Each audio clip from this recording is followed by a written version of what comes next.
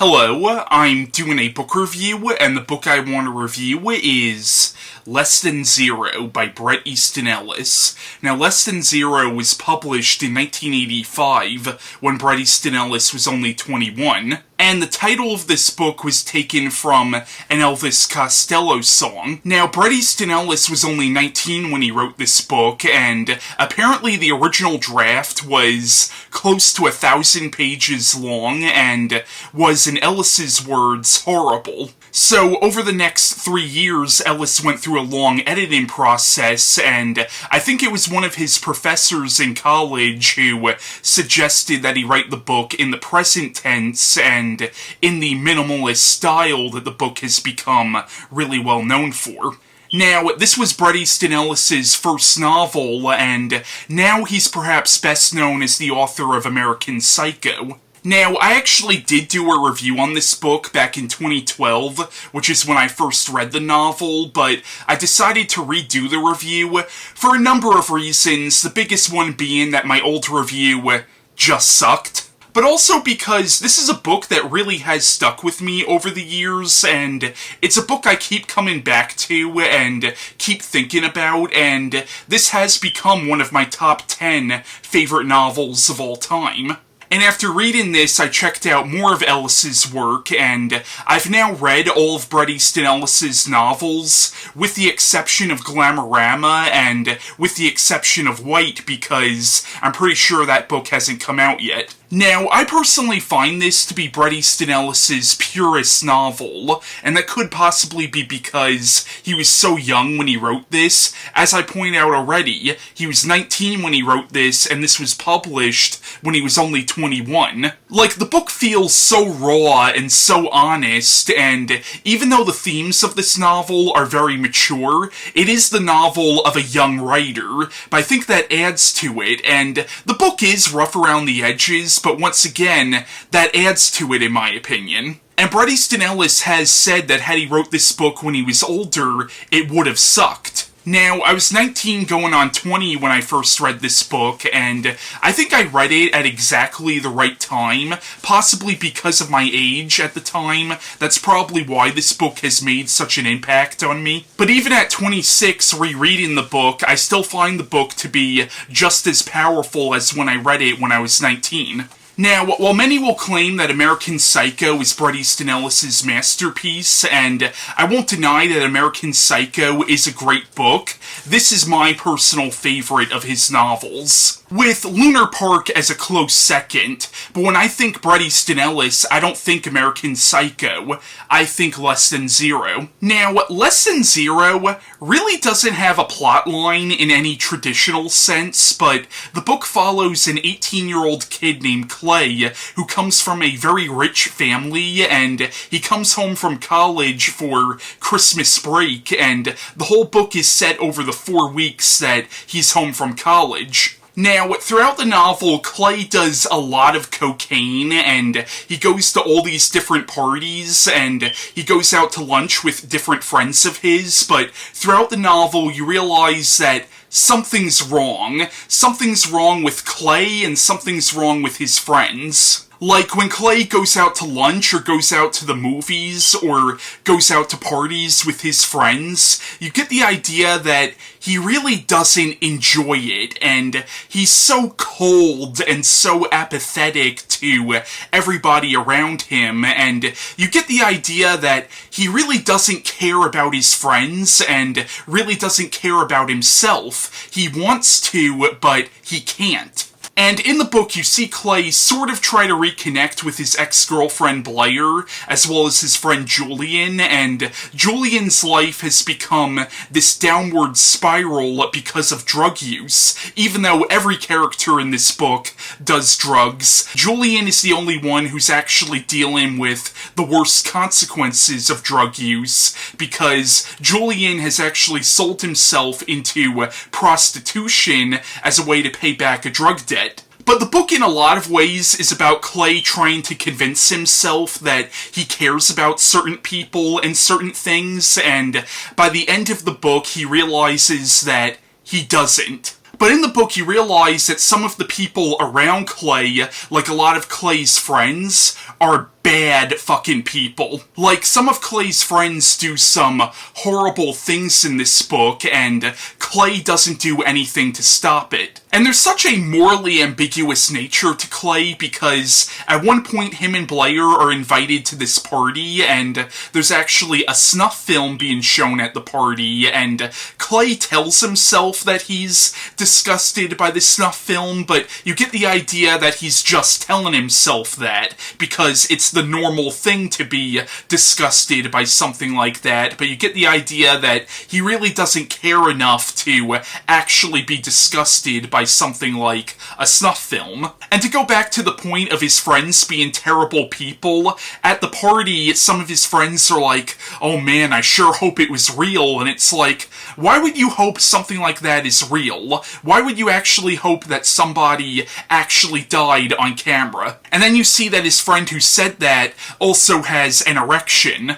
And there's a scene at the end of this book that is so disturbing and so stomach-churning, and this is where you really realize that these characters are irredeemable. And again, while Clay doesn't take part in what happens at the end, he still doesn't do anything to stop it. And he says that he's disgusted by it, but you're not really sure if he is or not. Now, to some degree, you could say this is a book about drug use, because with the character of Julian, you see his life being destroyed by drugs. At the same time, though, you see all these other characters doing drugs with no consequences at all. So it's hard to say if the book is really a condemnation of drug use, or simply showing it as it is. And with Clay, you could say that the reason he's so cold and apathetic is because he's always so high on cocaine, but it could also be the reverse. Maybe the way he is the reason he does cocaine. But the novel's main theme is definitely privilege, and how privilege can almost breed evil,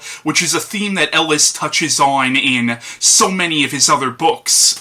And the book is almost saying that sociopathic behavior is allowed to thrive in such a privileged environment. And the characters in this book do these horrible things because they know they can get away with it because of their class and because of their economic status. So I would say that's probably the main theme of the book, more so than drug use. And the book's writing style, I think, is brilliant, but I could see it being sort of a turn-off for some people. But the book is written in a very minimalist style, and it's told in first person, but it's all written in the present tense as opposed to the past tense. And the book's writing style, I don't want to say it helps you understand, but it helps you at least get some idea of Clay's state of mind. Now, because the writing style is so emotionless, and intentionally so, even when Clay says he's feeling some sort of emotion, or says that he's crying, it rings so hollow. And you could, if you wanted to, use that as a criticism for the book, that whatever emotion the book is trying to invoke is just false, but I'm pretty sure that was done on purpose. And because the book is written so emotionlessly, that actually makes some of the more horrific moments in the book that much creepier, like that really disturbing scene at the end. The way Clay describes it, it is horrible, but at the same time, though, he describes it the same way he describes him doing cocaine and him going to different parties. There's a moment in this book where he's in a car with Blair, and Blair accidentally hits a coyote, and the scene is freaking brutal the way it's described, but at the same time, though, Clay describes it the same way you and me would describe a room. Now, there are certain sections of this book that are written in the past tense, but those are outright flashbacks, and in these flashbacks you find out that Clay's grandmother died of cancer, and it's never said flat out, but you do get this idea that at a certain point a certain switch was just turned off inside of Clay. But yeah, Less Than Zero, I absolutely love this book. It might not be Bret Easton Ellis' best book, but it's my personal favorite. I can understand this book not being everybody's cup of tea. Hell, I can understand Bret Easton Ellis' body of work in general not being everybody's cup of tea, but if this book sounds like it's up your alley, check it out, but be warned, it is very disturbing. Sorry about the dramatic change in lighting. I'm recording this part of the video at a different time. Now, Bret Easton Ellis wrote a sequel to this in 2010 called Imperial Bedrooms. However, that was more of a metafiction sequel as opposed to an actual continuity-based sequel. Because that book actually opened up where you find out that Less Than Zero was actually just a book written about these characters, so Imperial Bedrooms did not exactly take place in the same continuity as Less Than Zero. However, events very similar to Less Than Zero did happen in the universe of Imperial Bedrooms. But between this and Imperial Bedrooms, a lot of Bret Easton Ellis's other books would connect back to this one, because most of Bret Easton Ellis's novels actually take place in the same world. For example, Clay would actually show up in Bret Easton Ellis's second novel, The Rules of Attraction. Also, one of Clay's friends is this guy named Daniel, and there's a scene in this book where Daniel's talking about how he's afraid he got some girl pregnant, and that girl that he's talking about would actually show up in American Psycho.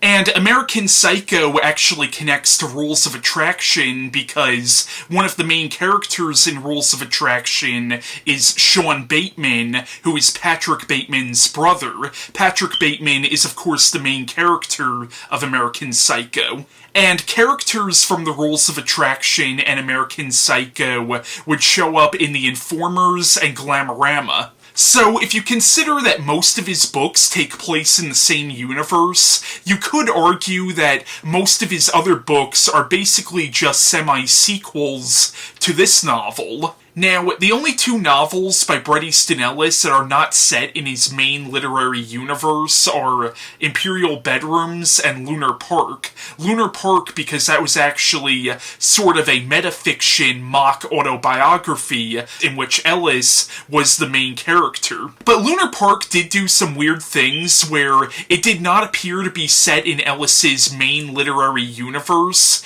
At the same time, though, a character from Rules of Attraction was actually Bret Easton Ellis's next-door neighbor in the book Lunar Park, so it kind of wasn't set in his main universe, but kind of was at the same time. But then again, that added to the metafiction nature of that book. Now, Bret Easton Ellis is coming out with a new book called White, but I'm pretty sure that's going to be a straight autobiography, so obviously that's not going to be set in his fictional universe, because that book is going to be non-fiction. Now, this book was adapted into a film of the same name in 1987, which I actually don't think is a bad movie if you don't compare it to the book. If you look at the movie as its own separate entity, I actually think it's a pretty good film.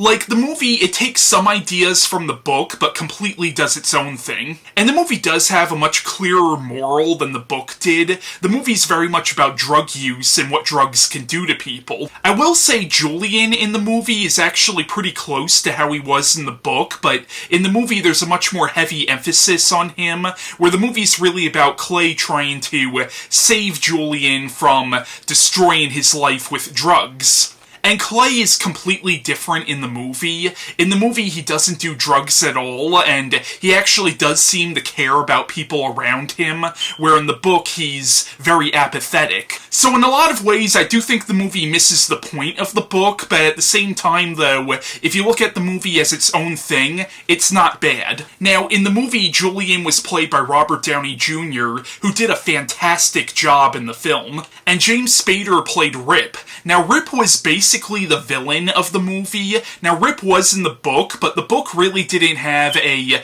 defined villain. In fact, you could argue that every character in the book was a villain to some degree. Now, Bret Easton Ellis hated the movie when it first came out, but over the years he has warmed up to the film, and I think he has said that Robert Downey Jr. and James Spader were the only two actors who were not miscast in the film. Now, for the longest time there's been a rumor that Quentin Tarantino was interested in doing another adaptation of this book, which would be really interesting. It would also be interesting to see how Tarantino's style would mesh with Ellis's style, and it would be interesting to see if Tarantino would put his own spin on this story. But just last year, it's been announced that there's going to be a Hulu series based on this book. This book also had an influence on some music. There's a band called Block Party who did a song called Song for Clay, Disappear Here, which was very much based on this book. Also, I'm a big fan of the band Placebo, and they did a song called Julian off of their album Battle for the Sun, and I would not be surprised if that song is based on the character of Julian from this book, especially with lines like, "Now that it's snowing in your brain." That very much sounds like a cocaine reference. And Bret Easton Ellis did actually narrate the music video for Placebo's song Too Many Friends. Now I want to cut to a short review on this book that my friend Christian Feliciano did, and he's also a huge fan of this novel, so he wanted to take part in this review and give his thoughts on this book. Talk about a very impactful book. Less Than Zero is it's one of those books that really sticks with you. I've read it a few times already, and it's just chilling the way that it sticks with you. You know, I remember the first time I read it, it stayed with me for a couple of weeks. I just kept going back to thinking about it because it was just so cold and so real, if that even makes sense. It was just very honest, and you don't find that oftentimes. You know, a lot of the times you read a book and characters tend to act the way that you would want them to act. Characters tend to be very likable to you.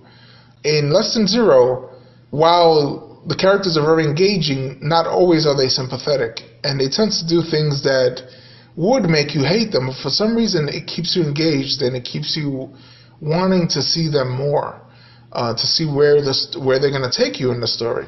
Bret Easton Ellis he's one of those guys. He wrote American Psycho, and he does the same thing with American Psycho. And I just love his honesty. I love that he makes the characters act very realistic. And that's the point I'm trying to get to, is that, you know, even though the characters are unsympathetic, even though there are times when you might want to hate them, or you might want to look at them and say, oh, these guys are privileged and all that stuff, because he is dealing with rich kids, you know, who live a rich lifestyle. You know, he makes them act like how they would act.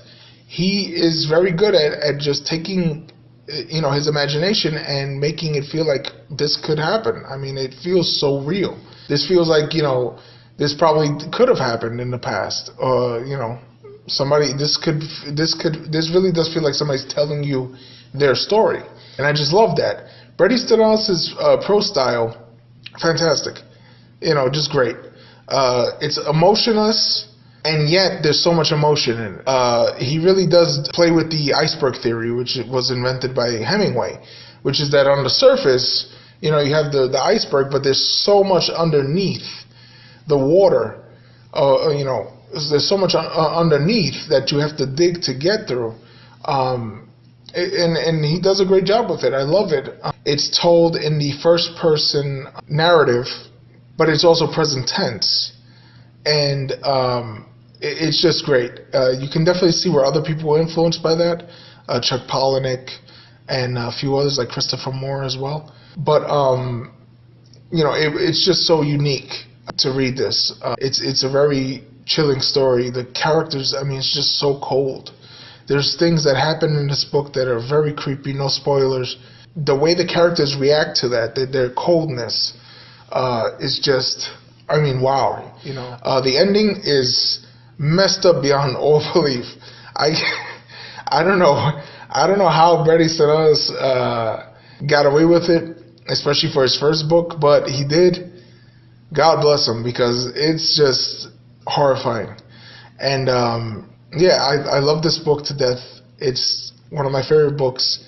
I go back to it often, and I definitely recommend everybody read it. I wish it would be taught in schools. I don't know if it is, but it should be taught in colleges. And when I say schools, I mean colleges, because this is not a kid's book. Please, kids, do not touch this book at all. You will be disturbed. But yeah, that's my review, and thank you so much. Bye-bye. I hope you enjoyed my friend's short review on this book, and I hope you enjoyed this video overall. That was my review on Less Than Zero by Bret Easton Ellis, and bye.